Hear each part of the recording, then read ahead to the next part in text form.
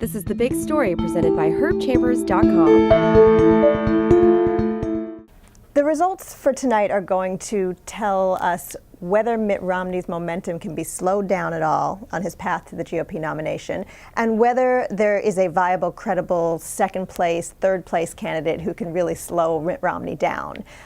Romney's been spending so much time in New Hampshire this election cycle and the last election cycle that he has a commanding lead. The last couple of polls show him at about 37%, which is hard to beat even with the attacks that he's gotten in the last couple of days. However, there is some movement for second and third place. Rick Santorum is gaining some interest after his win in Iowa. John Huntsman, who has spent a lot of time in New Hampshire and really sort of based his campaign and his chances on doing well and exceeding expectations in New Hampshire, has been rising up in the polls and is really challenging Ron Paul for second place.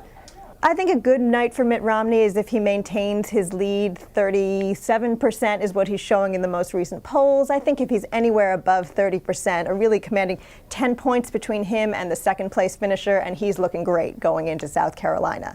Now, if his lead is chipped away at significantly, if he's within 5-6 percentage points of the next highest vote getter, that makes him look a little weak, especially given the amount of time he's spent in New Hampshire, the lead he had going into the New Hampshire primary off of Iowa.